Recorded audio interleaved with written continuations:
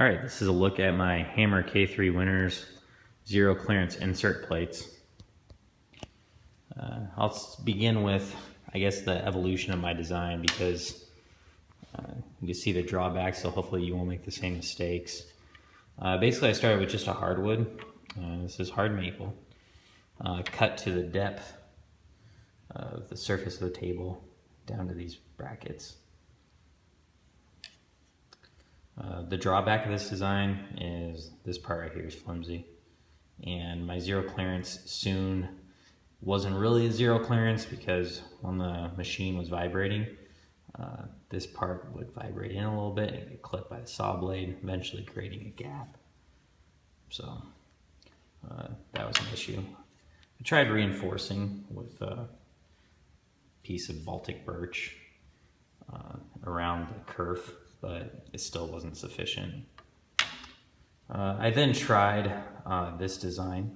This is using a 13-layer Baltic birch with a phenolic top. You can find that plywood on Woodcraft. It's expensive, but it really does the trick and it's good quality stuff. As you can tell, I think you can tell there's a little bit of flex, but there's really not as much flex as what I saw with the hard maple one. But that just falls right in like that. It's pretty slick. It's nice. I still use it for my thin curved saw blade, but still not perfect. One major difference between this one and the hard maples. Hard maple's pretty thin, right? This one's quite a bit thicker.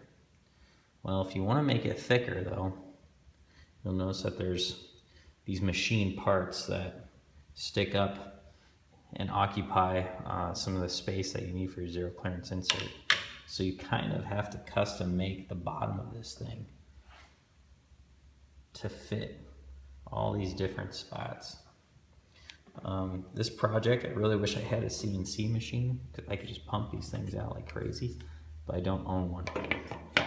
Okay, but anyway, you need that extra beef in the zero clearance to make sure you don't get too much flex here. Now my latest evolution, really similar to this design, but this part here goes in the entire length of the insert, and that really helps with the design. Really strengthens it up, so that way there's not the deflection around the kerf of the blade as you'll see in other designs. Yeah, if you squeeze hard enough, you'll definitely get some deflection, but it's at least to the point where if the machine's vibrating, it's not going to deflect that kerf. Now, the tricky part though is actually getting this into its correct location on the saw. It's actually a little bit tricky because you have to go underneath the sliding table to get it there. But I was able to come up with a design that works. Basically kind of snaps in place. All right, and if you want it out, just hopefully this works well.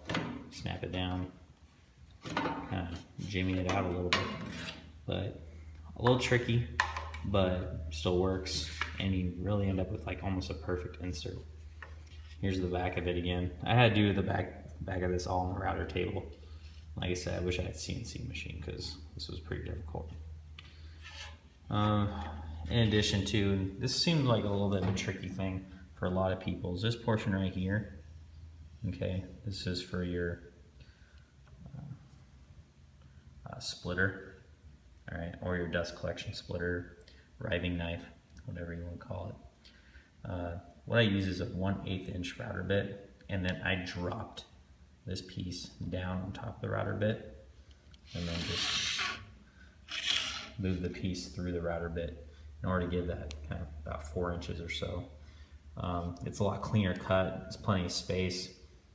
There is a gap, but I haven't had any issues with work pieces getting caught there or any other issues, but it looks a lot cleaner than say using a scroll saw or something similar. Not that you necessarily need it to look clean or pretty, it's just kind of nice when it does. Here's a look at their zero clearance options. Now they don't sell these as far as I know. Now one comes with your saw. Excuse me.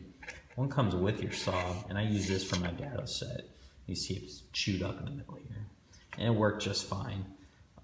But you can tell that it's gonna have its issues too in terms of flimsiness if I were to actually use this with a thin curved saw blade.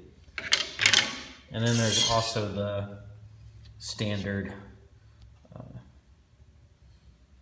insert that came with your saw, and this thing works just fine, and I'm still going to use it when I need to do a 45-degree tilt to my arbor.